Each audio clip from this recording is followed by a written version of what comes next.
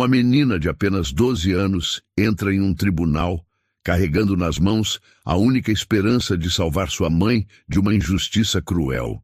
Do outro lado, um juiz poderoso que não hesita em zombar e humilhar uma criança diante de todos. O que aconteceu naquele dia mudou para sempre a vida de Gabriela Santos e mostrou que até mesmo uma criança pode usar a força da própria lei para derrubar quem abusa do poder.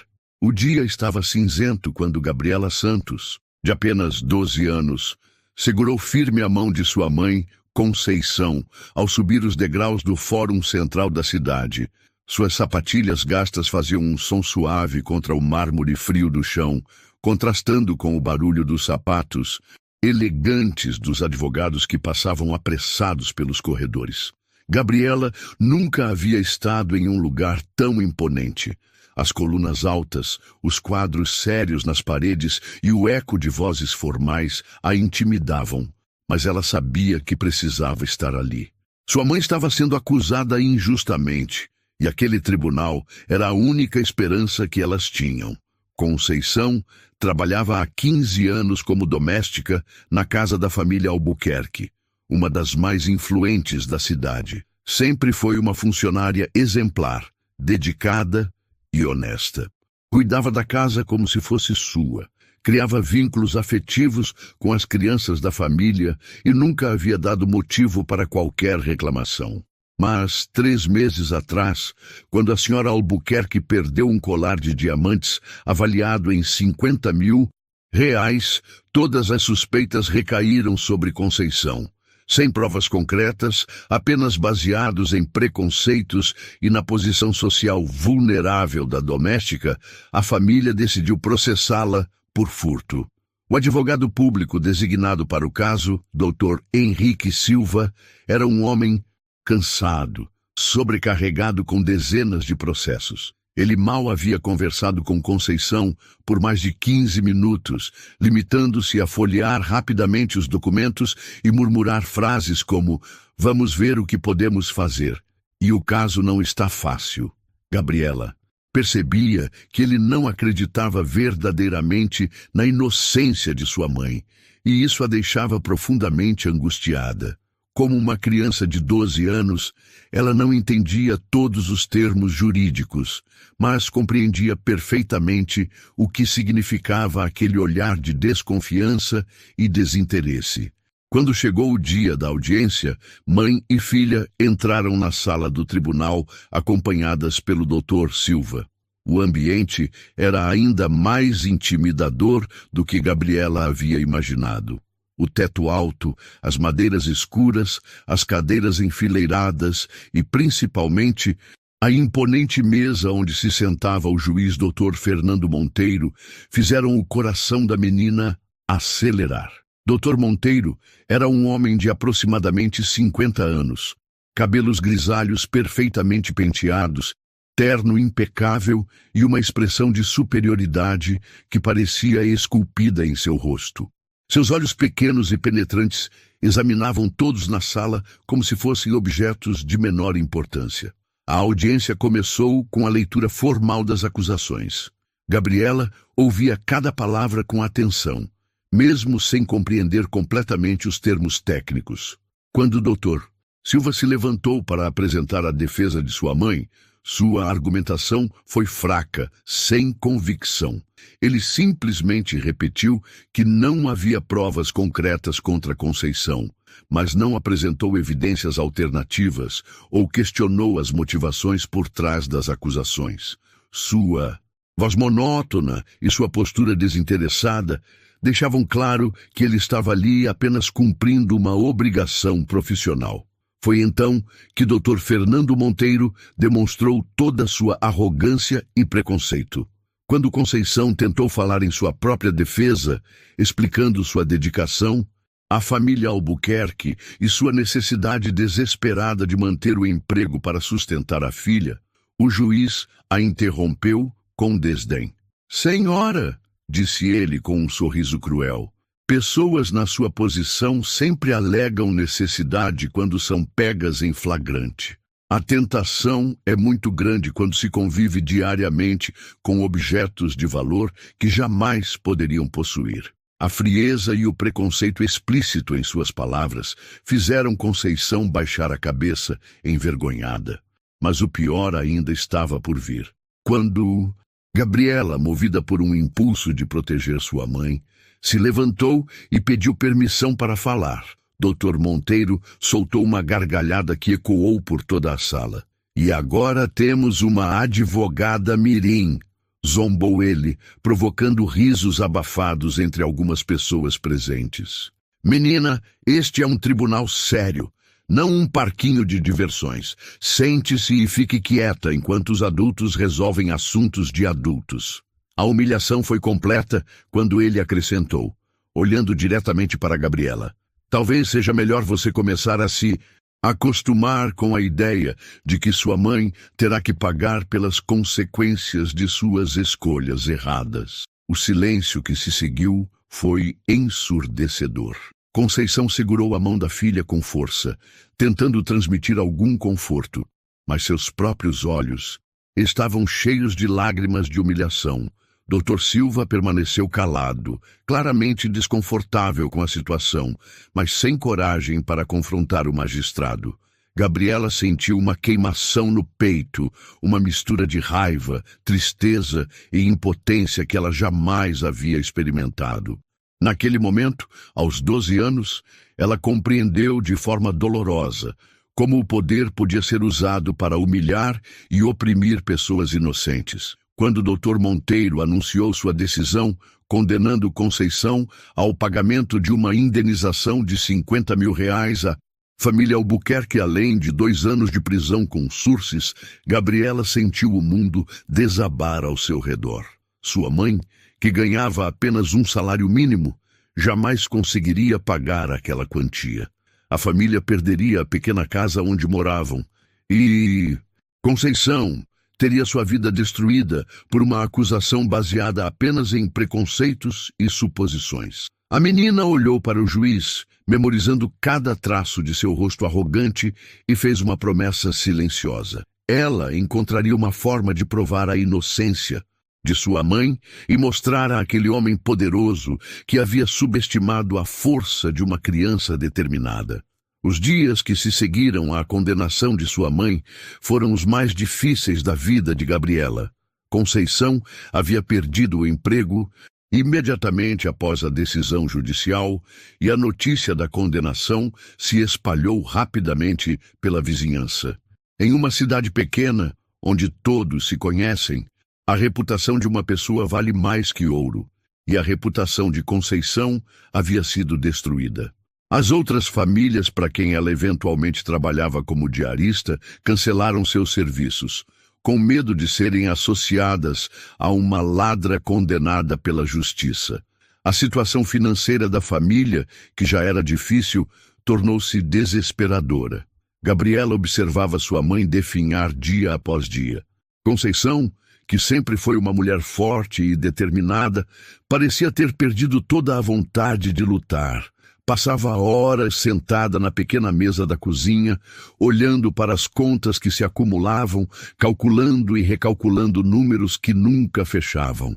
A menina via como os vizinhos sussurravam quando sua mãe passava pela rua, como os olhares se desviavam e como as conversas paravam abruptamente quando elas se aproximavam.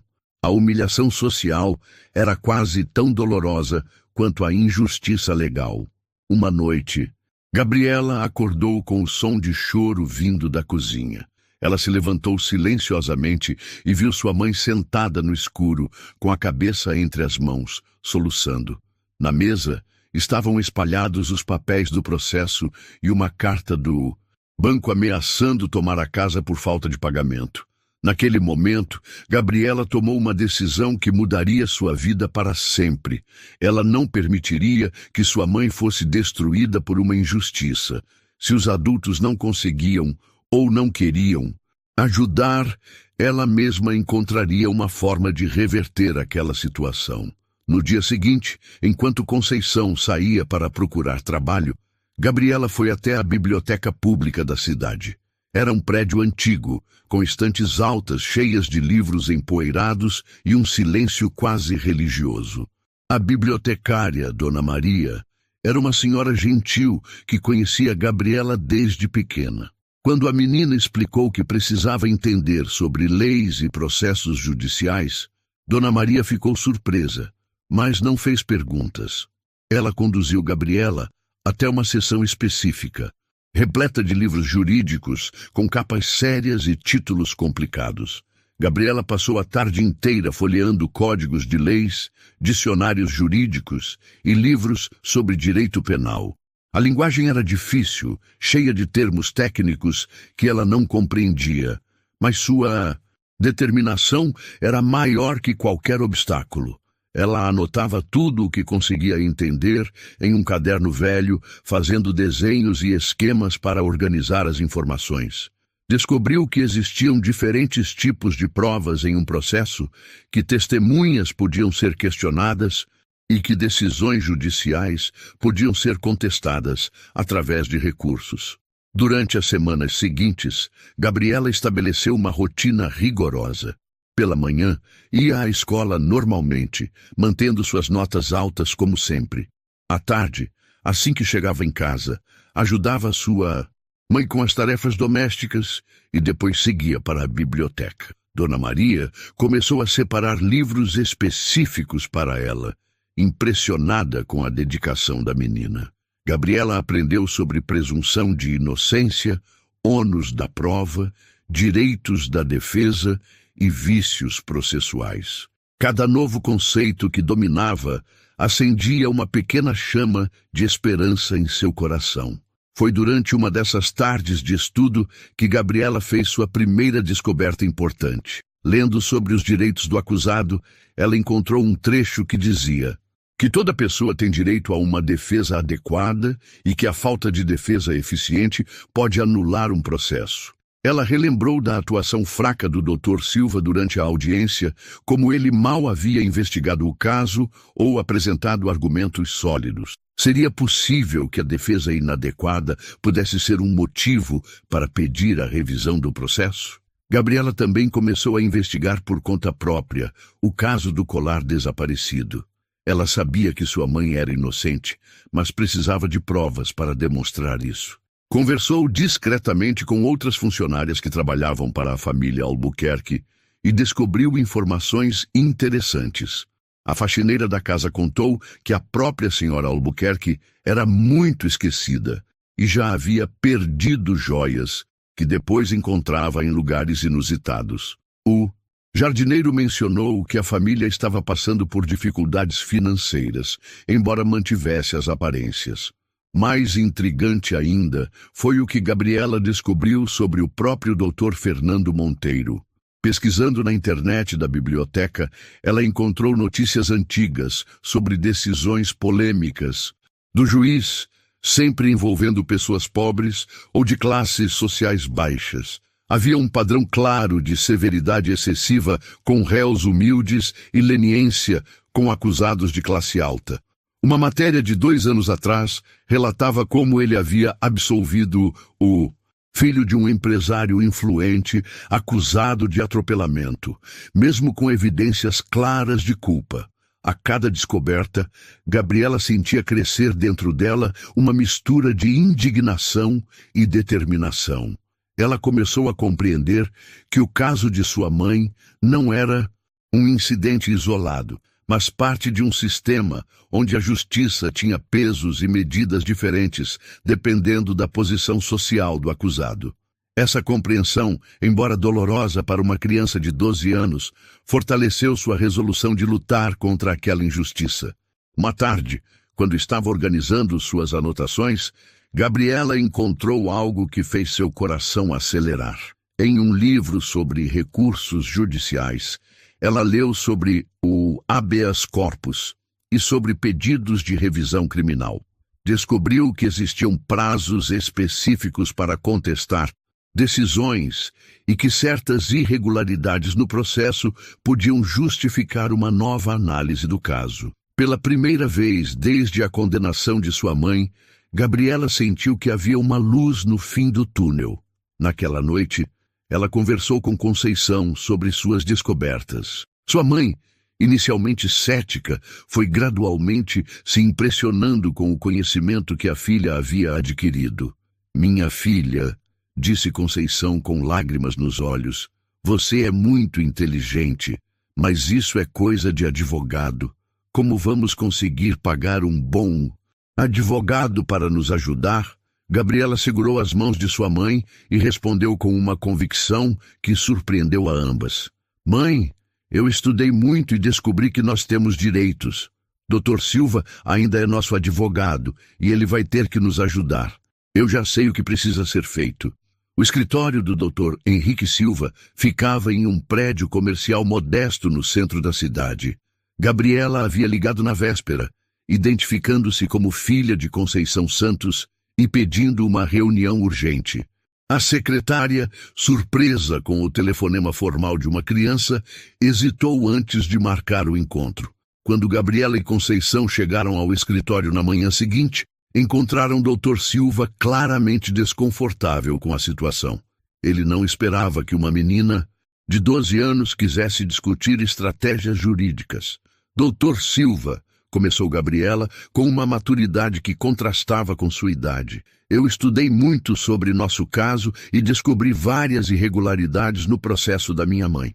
Ela abriu uma pasta organizada com dezenas de páginas manuscritas, cópias de leis e anotações detalhadas. O advogado, inicialmente condescendente, foi gradualmente mudando de expressão conforme Gabriela apresentava seus argumentos. Ela havia identificado que ele não havia questionado adequadamente as acusações, não havia solicitado a perícia do local onde supostamente ocorreu o furto e não havia investigado os antecedentes da família acusadora. Dr. Silva folheou os papéis com crescente interesse e preocupação. A menina havia feito um trabalho mais minucioso de investigação do que ele próprio. Gabriela apontou precedentes legais, onde defesas inadequadas haviam resultado na anulação de processos, citou artigos específicos do Código de Processo Penal e apresentou uma linha argumentativa coerente para contestar a condenação. "Doutor", disse ela olhando diretamente em seus olhos, "minha mãe tem direito a uma defesa real, não apenas a uma presença formal no tribunal." O advogado admitiu, constrangido, que havia tratado o caso de forma superficial devido à sobrecarga de trabalho. Gabriela, então, apresentou sua proposta.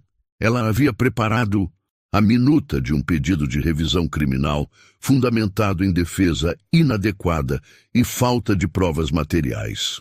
Dr. Silva precisaria apenas revisar o documento, fazer os ajustes técnicos necessários e protocolar o pedido. "Eu fiz a pesquisa, doutor. Agora preciso que o senhor faça a parte que só um advogado pode fazer." Impressionado com a competência da menina, Dr. Silva aceitou trabalhar no recurso. Durante as semanas seguintes, ele e Gabriela formaram uma parceria inusitada. Ela continuava suas pesquisas na Nusantesys biblioteca, descobrindo jurisprudências e precedentes, enquanto ele transformava suas descobertas em linguagem jurídica adequada.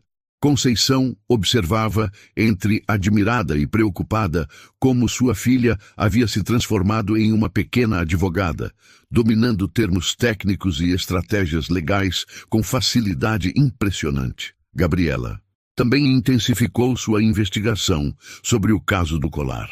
Ela descobriu que a família Albuquerque tinha dívidas significativas e que o seguro da joia havia sido aumentado poucos meses antes do suposto furto. Conversando com mais funcionários da casa, soube que a senhora Albuquerque havia mencionado a possibilidade de vender algumas joias para quitar dívidas. Todas essas informações foram cuidadosamente documentadas e organizadas por Gabriela em sua crescente coleção de evidências. A menina também pesquisou profundamente sobre Dr. Fernando Monteiro.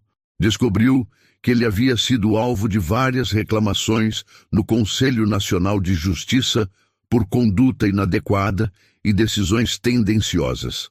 Havia registros de comportamento discriminatório em outros casos, sempre seguindo o mesmo padrão: severidade com réus pobres e benevolência com acusados de classe alta. Gabriela compreendeu que o preconceito demonstrado contra sua família não era um incidente isolado, mas um padrão comportamental do magistrado. Enquanto trabalhava no recurso, Gabriela enfrentava desafios em outras áreas de sua vida. Na escola, alguns colegas haviam descoberto sobre a condenação de sua mãe e faziam comentários maldosos. Professores olhavam para ela com uma mistura de pena e desconfiança. Mas em vez de se abater, essas adversidades fortaleciam ainda mais sua determinação. Ela sabia que provar a inocência de sua mãe não era apenas uma questão de justiça familiar, mas uma forma de desafiar um sistema que oprimia pessoas como elas. Uma descoberta particularmente importante veio quando Gabriela conseguiu acesso aos autos completos do processo na secretaria do Fórum. Lendo atentamente todos os documentos, ela percebeu que a investigação policial havia sido extremamente superficial. Não havia sido feita perícia datiloscópica no local do suposto crime. Não foram ouvidas todas as testemunhas potenciais. E não havia sido investigada a possibilidade de outras pessoas terem acesso ao colar. Essas falhas na investigação poderiam ser usadas para questionar a validade das provas apresentadas contra sua mãe. Dr. Silva ficou impressionado quando Gabriela lhe apresentou essas descobertas. Gabriela, disse, você tem um talento natural para o direito. Essas falhas processuais que você identificou são fundamentais para nosso recurso. Juntos, eles prepararam um documento robusto, questionando não apenas a adequação da defesa original, mas também a qualidade da investigação e a parcialidade demonstrada pelo juiz durante o julgamento. Conforme o prazo para protocolar o recurso se aproximava, Gabriela sentia uma mistura de ansiedade e expectativa. Ela havia dedicado meses de sua vida ao estudo do caso, transformando-se de uma criança comum em uma pequena especialista em direito penal. Sua mãe, que inicialmente via com ceticismo os esforços da filha, agora depositava toda a sua esperança na capacidade excepcional que Gabriela havia demonstrado. Na véspera do protocolo do recurso, Gabriela organizou todos os documentos uma última vez. Ela havia preparado um dossiê completo com jurisprudências, precedentes, evidências da investigação deficiente e documentação do padrão discriminatório de Dr. Monteiro. Olhando para todo aquele trabalho, ela se lembrou da humilhação que havia sofrido no tribunal, das palavras cruéis do juiz e da gargalhada desrespeitosa que ecoou pela sala. Em poucos dias, ela voltaria àquele local, mas desta vez não como uma criança indefesa, e sim como alguém que dominava a linguagem da lei e estava preparada para usar essa ferramenta poderosa contra quem havia abusado de sua autoridade. O dia da audiência de revisão chegou com uma chuva fina que deixava o ar pesado e carregado de tensão. Gabriela acordou antes do despertador, sentindo o coração acelerar com a antecipação do que estava por vir. Ela havia passado a noite anterior revisando suas anotações uma última vez, organizando os argumentos em sua mente como peças de um quebra-cabeça complexo. Desta vez, ela não estava indo ao tribunal como uma espectadora impotente, mas como a verdadeira arquiteta da defesa de sua mãe. Conceição observava a filha se preparar com uma mistura de orgulho e preocupação.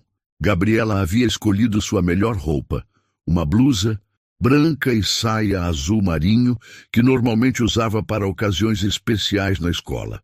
Mas havia algo diferente em sua postura, uma confiança e determinação que contrastavam com a menina assustada que havia saído daquele mesmo tribunal meses antes. Minha filha, disse Conceição, segurando as mãos da menina. Não importa o que aconteça hoje, eu já estou orgulhosa de você. Você fez mais por nossa família do que qualquer adulto faria. Dr. Silva chegou cedo ao fórum, carregando uma pasta volumosa com todos os documentos preparados por Gabriela. Nos últimos dias, ele havia revisado minuciosamente cada argumento apresentado pela menina e ficado impressionado com a qualidade técnica do trabalho. Nunca em seus 15 anos de advocacia ele havia visto uma investigação tão meticulosa feita por alguém sem formação jurídica. Gabriela havia encontrado precedentes que ele próprio desconhecia e havia construído uma linha argumentativa que colocava em xeque não apenas a condenação original, mas toda a conduta do magistrado responsável. Quando a família chegou ao tribunal, Gabriela notou imediatamente que a atmosfera estava diferente. Havia mais pessoas presentes do que ela esperava, incluindo jornalistas locais que haviam descoberto sobre o caso inusitado de uma menina de 12 anos questionando uma decisão judicial. A notícia havia se espalhado pela cidade. A filha da doméstica condenada havia preparado um recurso complexo para tentar reverter a sentença. Alguns viam a situação com curiosidade, outros com ceticismo, mas todos estavam interessados em ver como aquela história se desenrolaria. Dr. Fernando Monteiro entrou na sala com sua postura habitual de superioridade, cumprimentando colegas e ajustando os papéis em sua mesa com movimentos precisos. Quando seus olhos encontraram Gabriela, ele esboçou o mesmo sorriso desdenhoso da audiência anterior. Era claro que ele não levava a sério aquele recurso, considerando-o apenas uma tentativa desesperada de uma família que não sabia aceitar a derrota. Para ele, uma criança jamais poderia representar uma ameaça real à sua autoridade e experiência. A audiência começou com o Dr. Silva apresentando formalmente o pedido de revisão.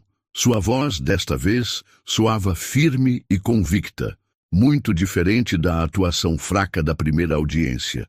Ele explicou que novos elementos haviam sido descobertos e que irregularidades graves no processo original justificavam uma nova análise do caso. Dr. Monteiro ouviu com expressão entediada, ocasionalmente consultando o relógio como se tivesse assuntos mais importantes para resolver.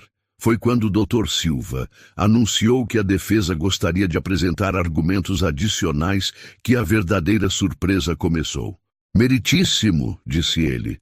Gostaria de solicitar que a senhorita Gabriela Santos, filha da Ré, possa apresentar alguns esclarecimentos importantes para o caso.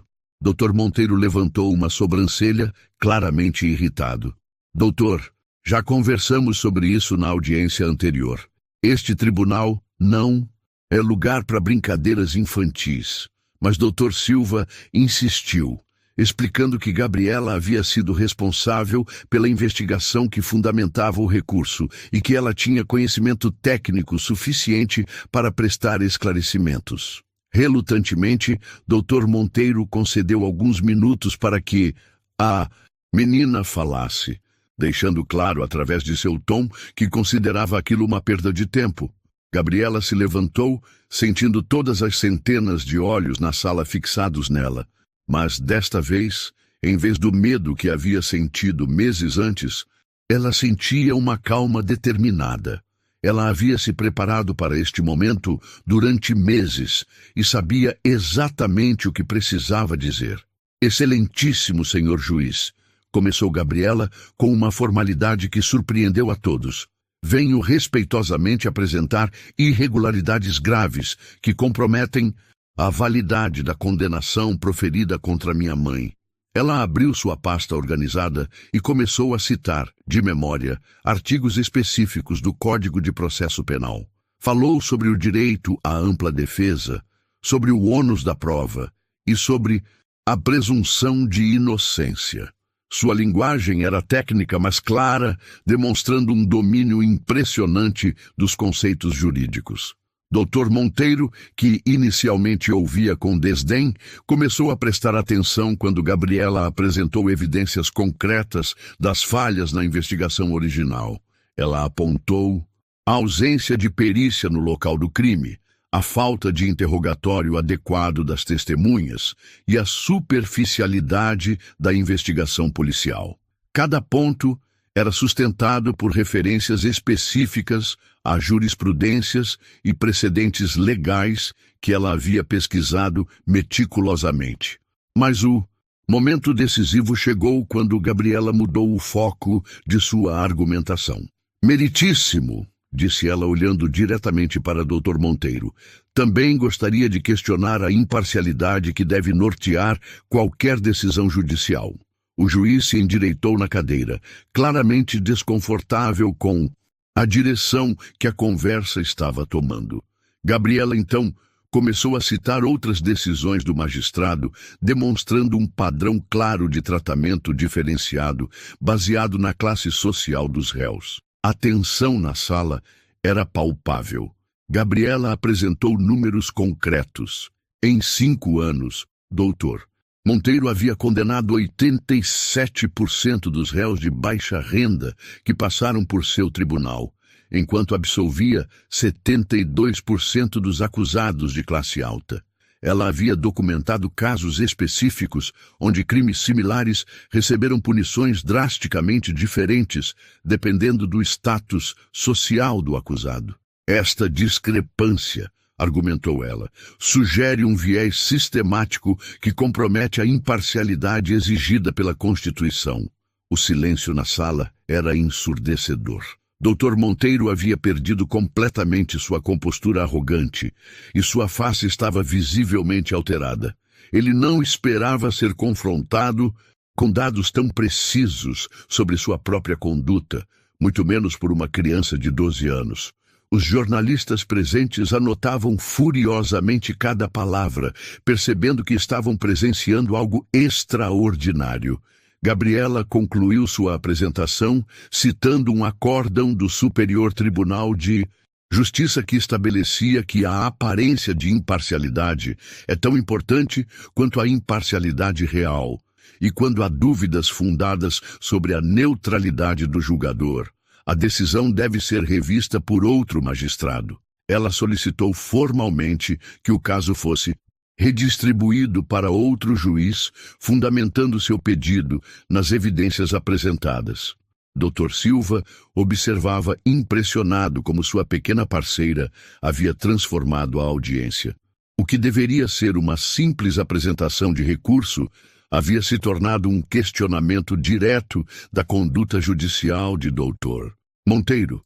A menina havia usado a própria lei como uma arma, demonstrando que até mesmo uma criança podia dominar as ferramentas jurídicas quando motivada pela justiça. Quando Gabriela terminou de falar e voltou ao seu lugar, o silêncio na sala durou vários segundos. Dr. Monteiro tentou recuperar sua compostura, mas era evidente que havia sido pego completamente desprevenido. Ele havia subestimado gravemente aquela menina, e agora se encontrava em uma posição extremamente desconfortável, tendo sua conduta questionada publicamente com argumentos sólidos e fundamentados. A audiência foi suspensa para que Dr. Monteiro pudesse analisar adequadamente os argumentos apresentados. Quando a sala começou a se esvaziar, Gabriela sentiu uma mistura de alívio e apreensão. Ela havia dado o primeiro golpe certeiro na armadura de arrogância do magistrado, mas sabia que a verdadeira batalha ainda estava apenas começando. Dr. Monteiro agora sabia que estava lidando com uma adversária formidável e certamente não deixaria aquela afronta passar sem uma resposta. Nos dias que se seguiram à audiência, a cidade inteira fervilhava com comentários sobre o confronto entre a menina de 12 anos e o temido Dr. Fernando Monteiro. Os jornais locais estamparam manchetes como "Menina desafia juiz em tribunal" e "Criança de 12 anos questiona magistrado com argumentos jurídicos". A história havia ultrapassado os limites da cidade, sendo compartilhada nas redes sociais e despertando interesse de advogados e ativistas de direitos humanos em todo o estado. Dr. Monteiro, acostumado a ser respeitado e temido em sua comarca, viu-se pela primeira vez em décadas enfrentando questionamentos públicos sobre sua conduta. Colegas magistrados cochichavam pelos corredores do fórum, alguns expressando surpresa com a qualidade técnica dos argumentos apresentados pela menina, outros demonstrando preocupação com o precedente que aquilo poderia criar. A situação havia se tornado um caso de grande repercussão, e todos sabiam que a decisão tomada influenciaria futuras contestações de decisões judiciais. Gabriela, por sua vez, não se deixou levar pela atenção da mídia. Ela sabia que Dr. Monteiro não aceitaria passivamente ser desafiado por uma criança e que certamente prepararia uma resposta à altura de sua arrogância ferida. A menina continuou seus estudos com ainda mais intensidade, pesquisando precedentes sobre suspeição de magistrados e aprofundando seu conhecimento sobre recursos judiciais. Ela havia percebido uma pequena falha em sua estratégia inicial e trabalhava para corrigi-la antes da próxima audiência. A resposta de Dr. Monteiro veio uma semana depois, através de um despacho oficial que demonstrava claramente sua irritação e desejo de vingança. Ele rejeitou sumariamente o pedido de revisão, classificando os argumentos apresentados como tentativa desesperada de tumultuar o processo judicial através de alegações infundadas e ataques pessoais ao magistrado. Mais grave ainda, ele determinou que Dr. Silva fosse investigado pelo Conselho de Ética da OAB por permitir que uma menor de idade desrespeitasse a autoridade judicial e perturbasse a ordem do tribunal. Quando Dr. Silva comunicou a decisão a Gabriela e Conceição, o advogado estava visivelmente abalado. A ameaça de investigação ética poderia prejudicar seriamente sua carreira, e ele começou a questionar se deveria continuar envolvido no caso. Gabriela, disse ele com voz preocupada, Dr. Monteiro está jogando pesado. Ele quer me intimidar para que eu abandone vocês. Talvez seja melhor procurarmos outro advogado. Mas Gabriela, com uma determinação que impressionava até ela mesma, respondeu, Dr. Silva, se desistirmos agora, ele vence. É exatamente isso que ele quer. A menina havia antecipado essa possível retaliação e já tinha uma estratégia preparada. Durante suas pesquisas, ela descobrira que existiam outras instâncias superiores para as quais podiam recorrer quando um juiz demonstrava parcialidade excessiva. Mais importante ainda, ela havia encontrado precedentes onde magistrados foram afastados de casos específicos por demonstrarem comportamento inadequado ou vinganças pessoais contra as partes processuais. Gabriela passou a noite trabalhando em uma nova petição, desta vez direcionada ao Tribunal de Justiça do Estado.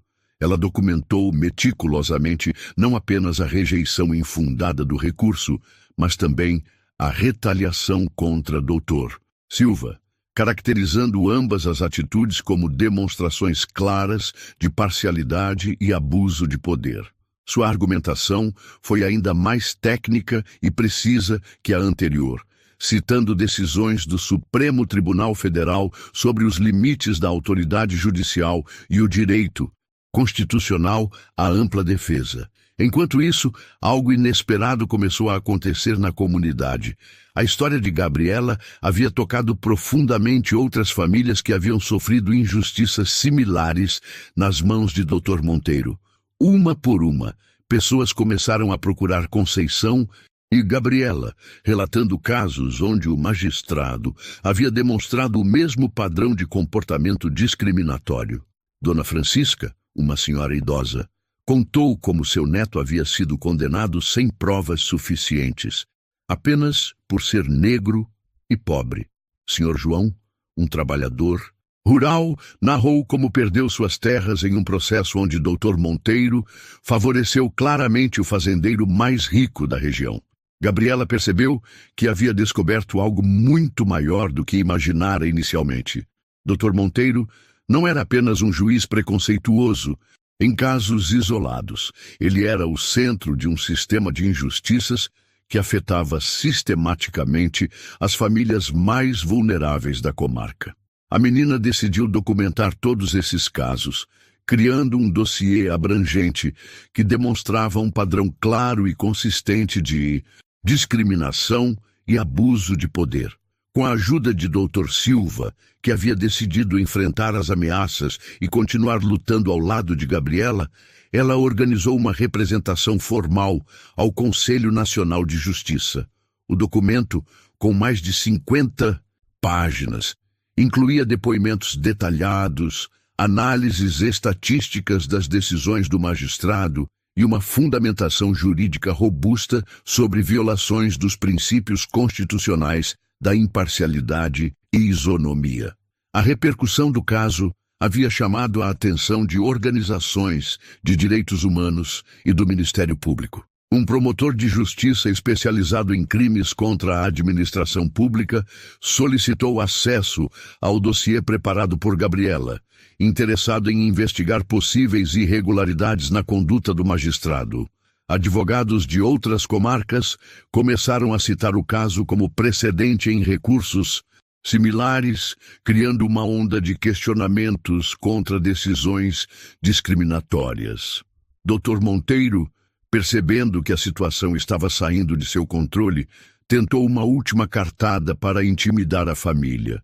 Ele expediu um mandado de busca e apreensão na casa de Conceição, alegando suspeitas de que ela poderia estar escondendo evidências relacionadas ao furto original.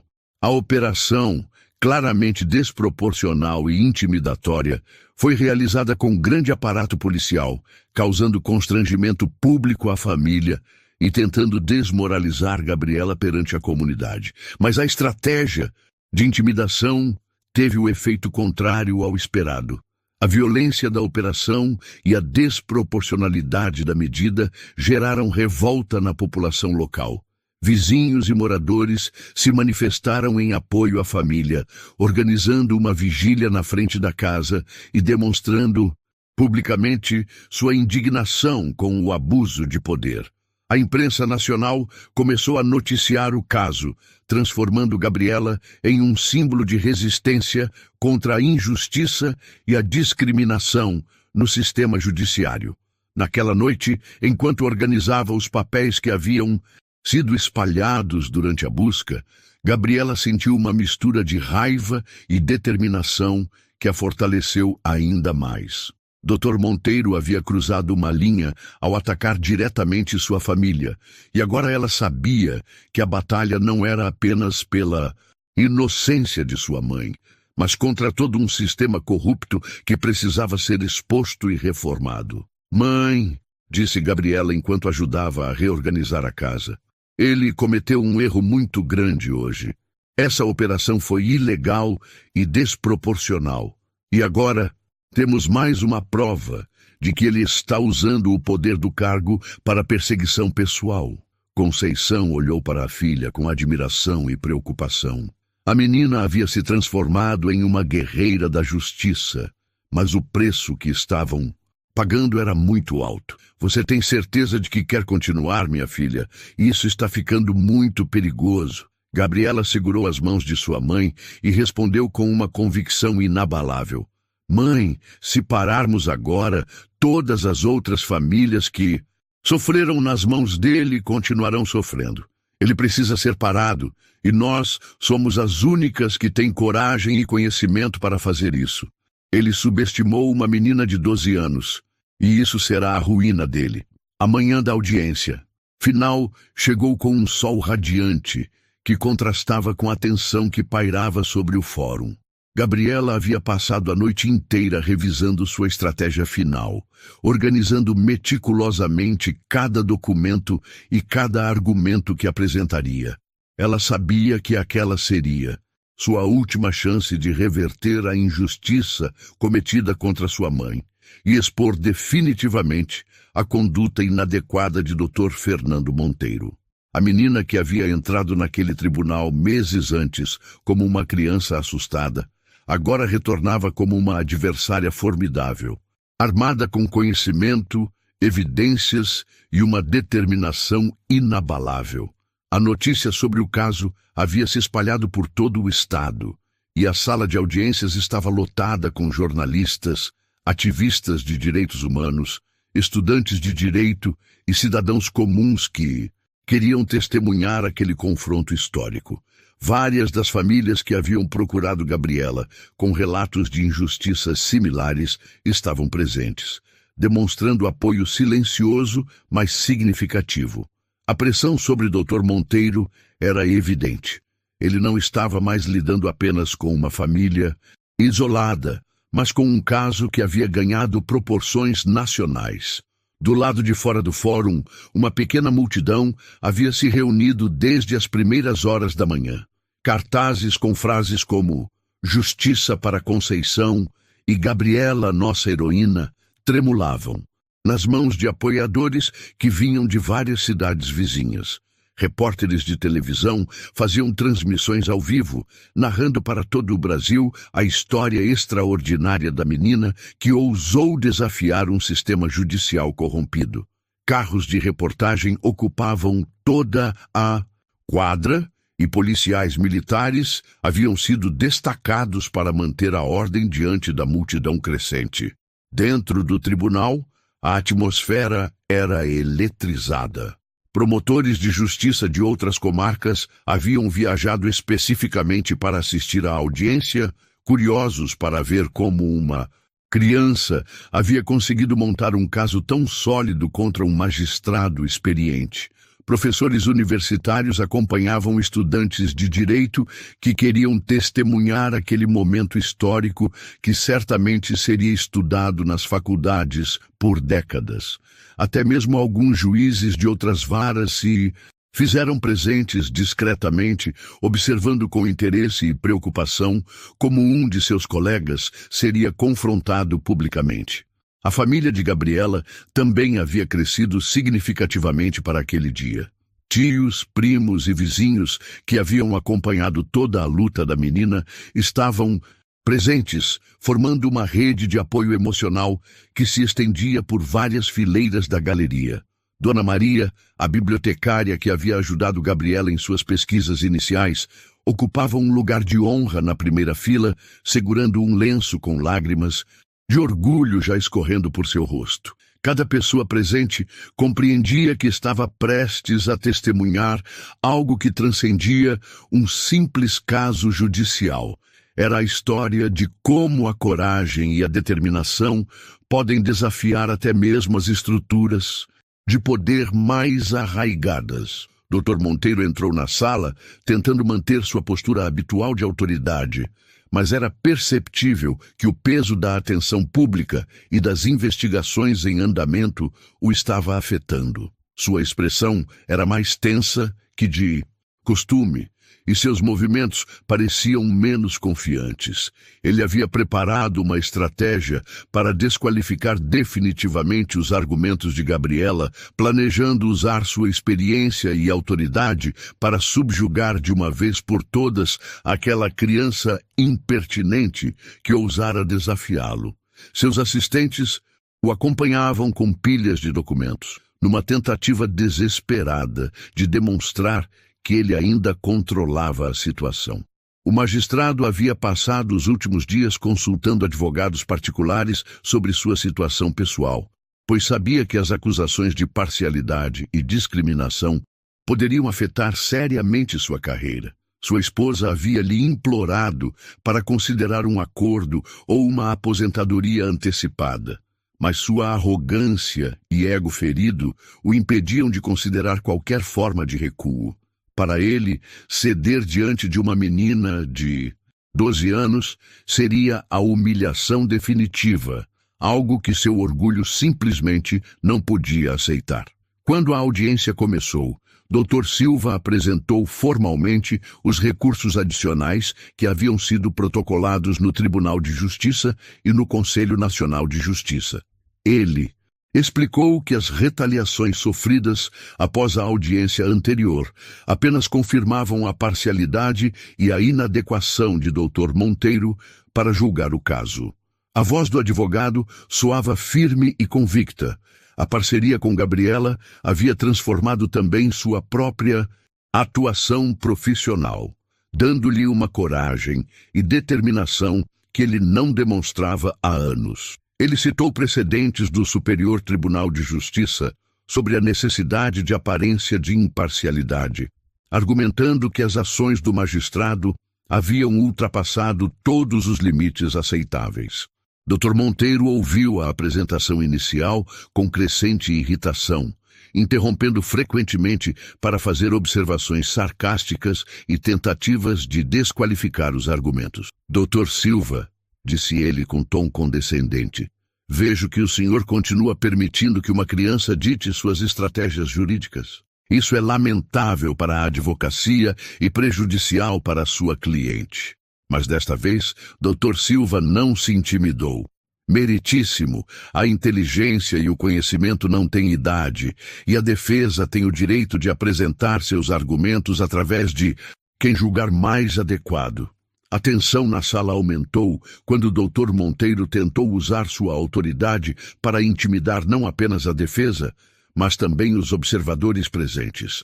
Ele ameaçou retirar da sala qualquer pessoa que perturbasse a ordem e fez comentários desdenhosos sobre o circo midiático que se havia formado em torno do caso. Suas palavras, no entanto, apenas reforçaram a percepção de que ele havia perdido a compostura e a imparcialidade necessárias para exercer a função jurisdicional. Foi então que Gabriela se levantou para sua apresentação final. A sala ficou em completo silêncio. Todos percebiam que aquele seria o momento decisivo do confronto. Dr. Monteiro tentou impedi-la mais uma vez. Senhorita Gabriela, este tribunal já foi suficientemente paciente com suas apresentações. Não vejo necessidade de mais perturbações. Mas Gabriela respondeu com uma tranquilidade que surpreendeu a todos. Excelentíssimo, solicito respeitosamente que Vossa Excelência me permita exercer o direito constitucional à ampla defesa, conforme previsto no artigo 5º, inciso LV da Constituição Federal. A precisão técnica da resposta e a segurança com que foi proferida deixaram Dr. Monteiro momentaneamente sem reação. Ele não podia negar um direito constitucional tão fundamental, especialmente com tantos observadores presentes, incluindo outros magistrados que certamente relatariam qualquer irregularidade. Relutantemente, concedeu alguns minutos para que Gabriela falasse, deixando claro através de sua linguagem corporal que considerava aquilo uma formalidade desnecessária. Gabriela começou sua apresentação final de forma inesperada. Em vez de atacar diretamente Dr. Monteiro, ela iniciou contando a história de sua mãe. Uma mulher trabalhadora, honesta, que havia dedicado 15 anos de sua vida ao cuidado de uma família que a acusou sem provas de um crime que ela jamais cometeria. Sua voz era calma, mas carregada de emoção, tocando o coração de todos os presentes. Ela falou sobre a humilhação sofrida, sobre as noites em que sua mãe chorava na cozinha, sobre a destruição da reputação de uma pessoa inocente. Lágrimas silenciosas começaram a escorrer pelos rostos de muitos observadores que se identificavam com a dor daquela família. A menina descreveu com detalhes comoventes como a condenação injusta havia afetado não apenas sua mãe, mas toda a família. Ela contou sobre as dificuldades financeiras, sobre a perda de trabalho, sobre o isolamento social que haviam enfrentado. Mas, principalmente, ela falou sobre a decisão que tomara de não aceitar passivamente aquela injustiça. Eu era apenas uma criança de 12 anos, mas compreendi que, se não lutássemos por nossa Dignidade, ninguém o faria. Decidi estudar a lei não por ambição ou vaidade, mas por necessidade de sobrevivência da nossa família. Depois de estabelecer o contexto emocional, Gabriela mudou para sua argumentação técnica mais devastadora. Ela apresentou uma análise estatística completa das decisões de Dr. Monteiro nos últimos 5 anos, demonstrando matematicamente o padrão discriminatório de suas sentenças. Os números eram incontestáveis: 89% de condenação para réus negros contra 34% para réus brancos em crimes similares. Sentenças 60% mais severas. Para acusados de baixa renda, absolvições sistemáticas de réus com influência política ou econômica, mesmo diante de evidências robustas. Ela havia preparado gráficos e tabelas que tornavam impossível negar a existência do padrão discriminatório. A apresentação incluiu também uma comparação com as estatísticas de outros magistrados da mesma comarca, demonstrando que Dr. Monteiro era um outlier estatístico significativo. Enquanto seus colegas apresentavam índices de condenação equilibrados entre diferentes grupos sociais, ele mantinha um padrão consistente de severidade com os pobres e leniência com os ricos. Gabriela havia consultado especialistas em estatística judicial que confirmaram a relevância matemática dos dados apresentados. Dr. Monteiro tentou interromper a apresentação várias vezes, alegando que aquelas estatísticas fantasiosas não tinham relevância para o caso específico. Mas Gabriela estava preparada para cada objeção. Ela citou decisões do Supremo Tribunal Federal estabelecendo que padrões estatísticos de discriminação constituem evidência válida de violação dos princípios constitucionais da isonomia e imparcialidade. Cada interrupção do magistrado apenas fortalecia os argumentos dela sobre sua parcialidade e inadequação para o cargo. A menina demonstrou conhecer precedentes que muitos advogados experientes desconheciam. O momento mais impactante chegou quando Gabriela apresentou as gravações. Durante meses de investigação, ela havia conseguido acesso a audiências anteriores onde Dr. Monteiro havia feito comentários claramente discriminatórios. Em uma delas, ele disse a um réu negro: "Pessoas como você sempre acabam voltando aqui, é da natureza." Em outra, comentou com um advogado: "Esses pobres nunca aprendem, acham que podem viver como os ricos e acabam roubando." Uma terceira gravação o mostrava dizendo a uma mãe de família: "Mulheres na sua situação deveriam pensar 2 vezes antes de ter filhos que não conseguem sustentar." As gravações causaram um impacto devastador na sala. Era a prova definitiva do preconceito sistemático do magistrado. Várias pessoas na galeria demonstraram sua indignação com murmúrios e movimentos de reprovação. Jornalistas anotavam freneticamente cada palavra, percebendo que estavam documentando um momento histórico da justiça brasileira. Os outros magistrados presentes trocavam olhares preocupados, compreendendo que aquelas evidências teriam repercussões muito além daquele caso específico. Dr. Monteiro perdeu completamente a compostura quando as gravações foram reproduzidas. Ele se levantou de sua cadeira, visivelmente alterado, e tentou contestar a autenticidade das evidências. "Isso é uma armação!"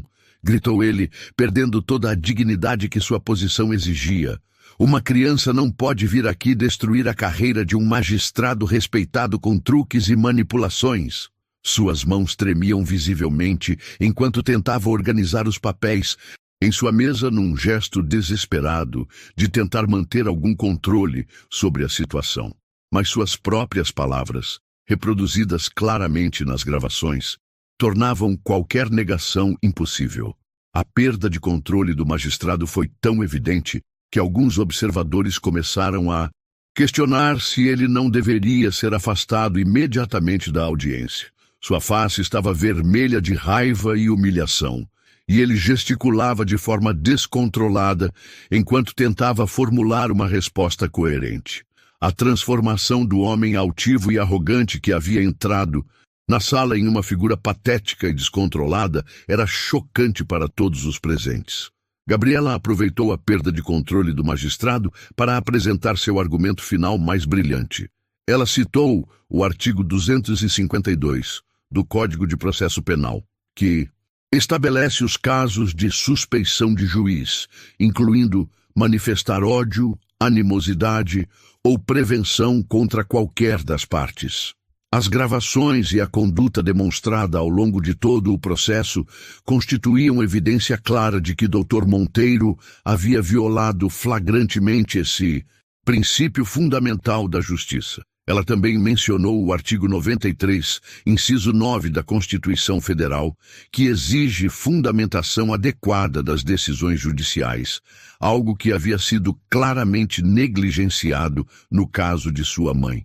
Excelentíssimo, disse Gabriela, olhando diretamente para Dr. Monteiro. Vossa Excelência transformou este tribunal em um instrumento de perseguição pessoal e discriminação social.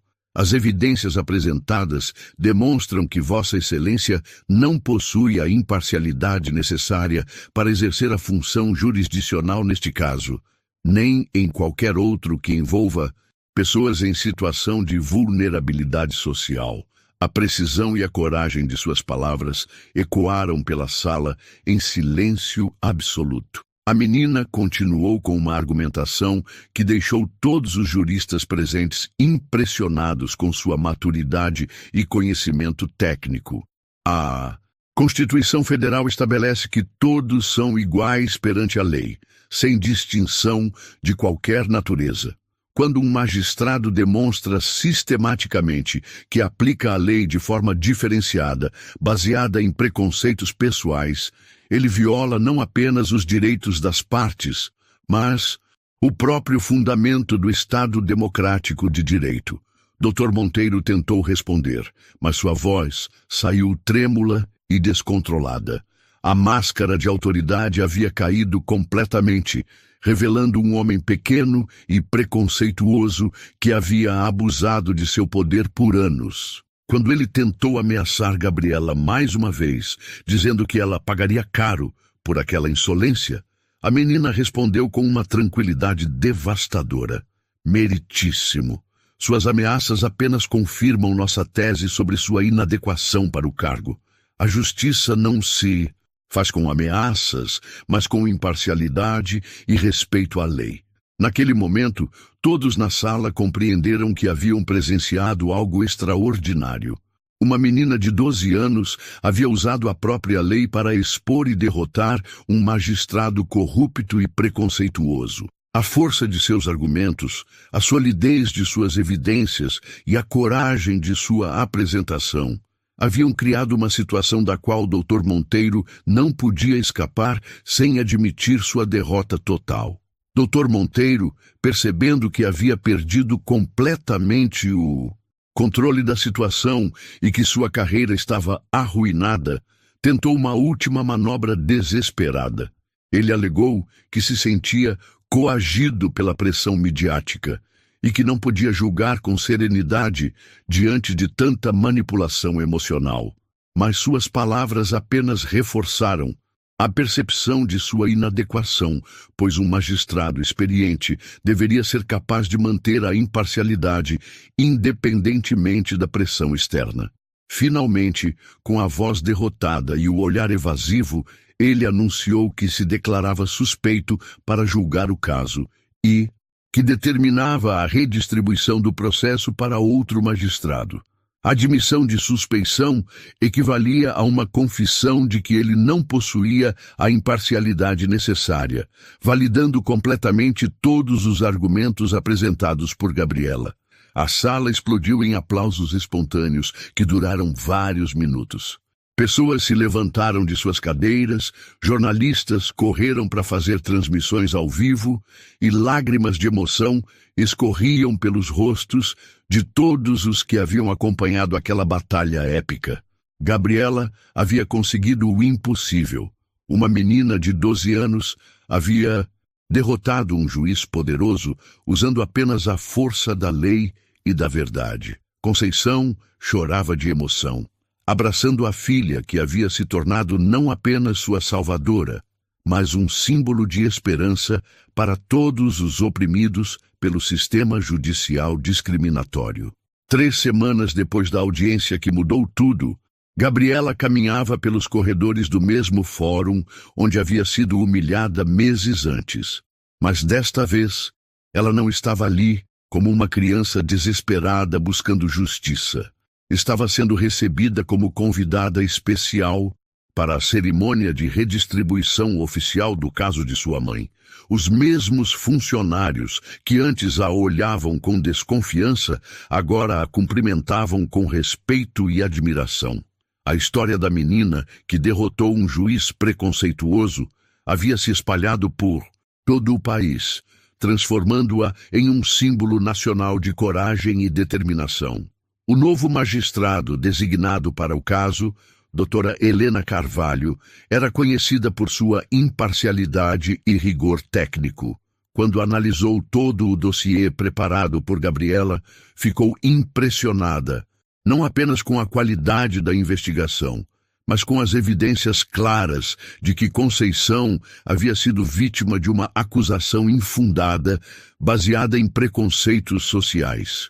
A primeira decisão da nova juíza foi anular completamente a condenação anterior e determinar a reabertura das investigações sobre o desaparecimento do colar, desta vez seguindo todos os procedimentos técnicos adequados. A investigação renovada trouxe à tona fatos que jamais haviam sido considerados anteriormente.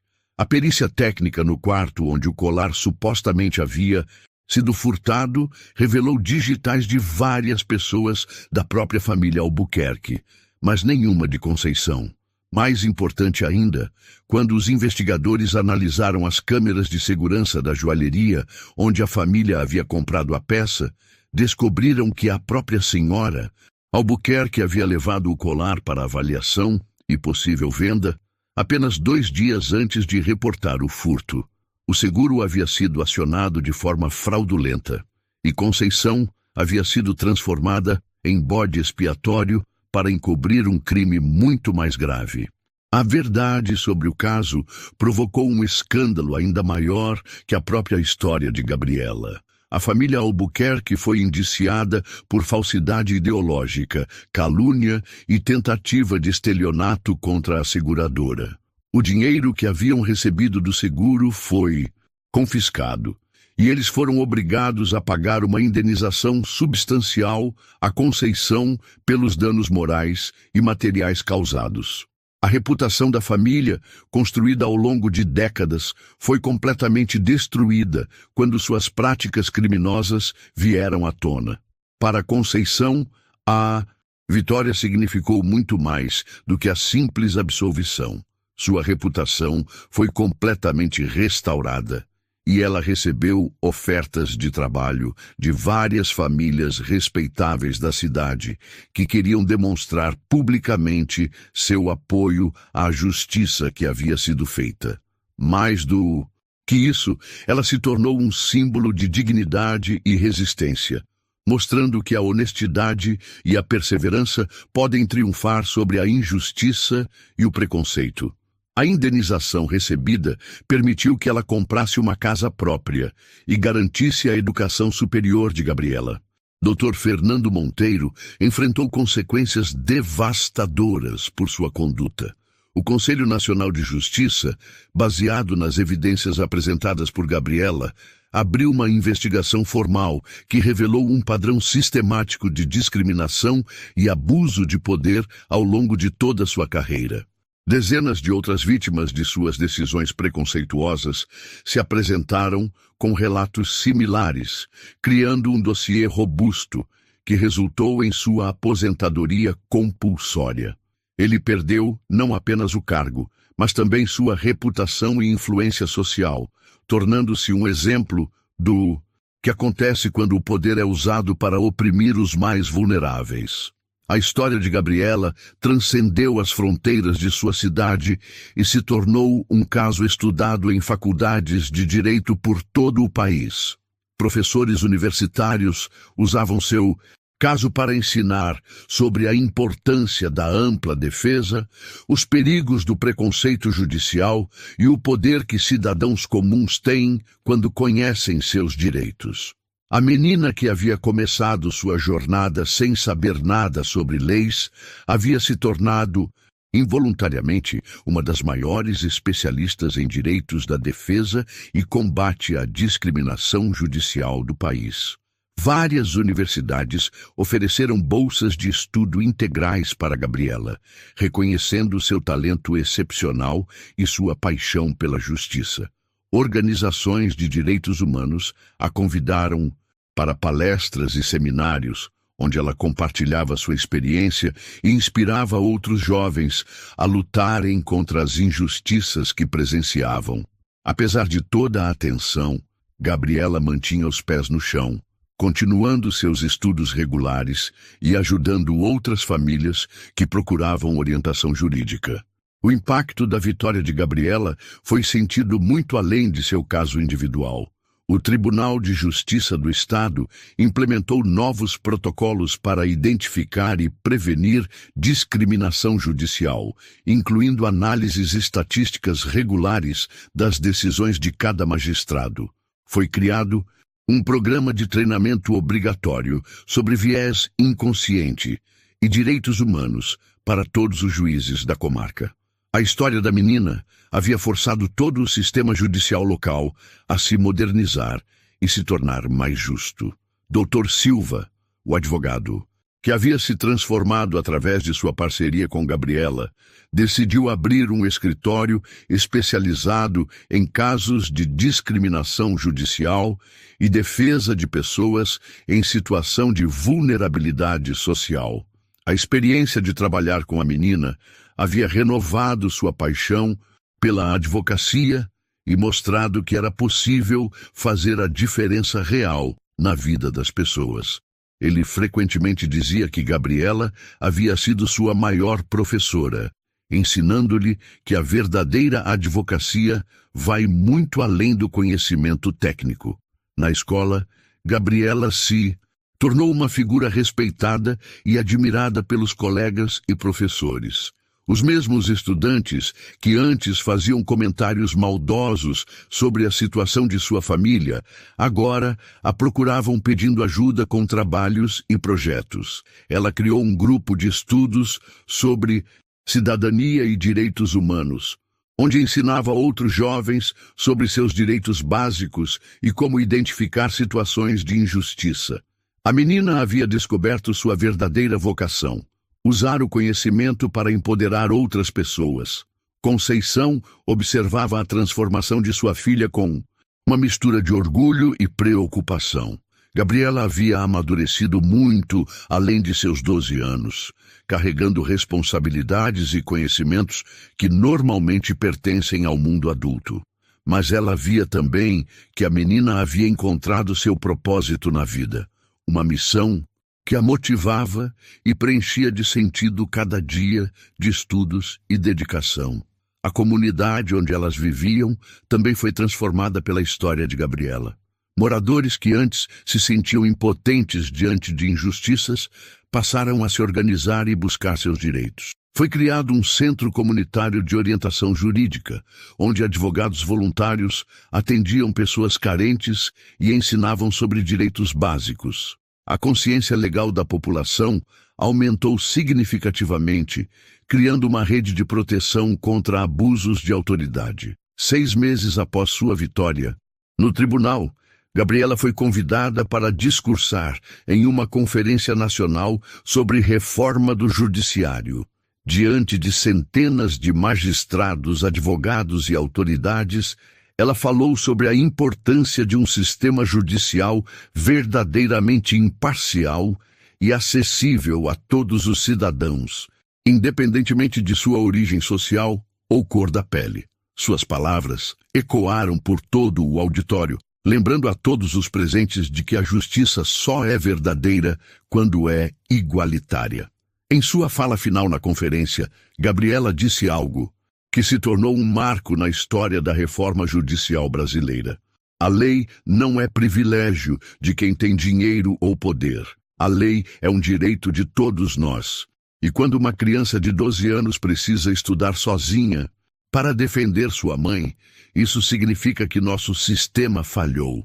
Mas também significa que quando conhecemos nossos direitos, podemos mudar até mesmo as situações mais impossíveis. Hoje, aos 13 anos, Gabriela continua seus estudos com o objetivo de se tornar advogada e juíza. Ela quer transformar o sistema judicial de dentro para fora, garantindo que nenhuma outra família passe pelo que ela e sua mãe passaram. Sua história prova que a verdadeira força não vem da posição social ou do poder político, mas da coragem de lutar pelo que é certo e da determinação de nunca desistir diante da injustiça. A menina que foi zombada por um juiz arrogante não apenas provou que ele estava errado, mas usou a própria lei que ele deveria representar para mostrar que a justiça verdadeira não tem cor, classe social ou idade. Ela transformou sua dor em propósito, sua indignação em conhecimento e sua vulnerabilidade em força. Gabriela Santos não apenas salvou sua mãe, ela inspirou uma geração inteira a acreditar que é possível mudar o mundo, uma injustiça de cada vez. O que você faria para defender quem você ama? Gabriela não tinha poder, nem dinheiro, mas tinha algo que muitos perderam: coragem para lutar contra a injustiça e amor suficiente para enfrentar o sistema por sua mãe. Se essa história te emocionou, demonstre apoio a todas as mães e filhas que já foram caladas injustamente. Deixe um like para fortalecer essa mensagem. Comente: por minha mãe, eu também lutaria. E se inscreva no canal, porque aqui, toda semana, a verdade encontra voz.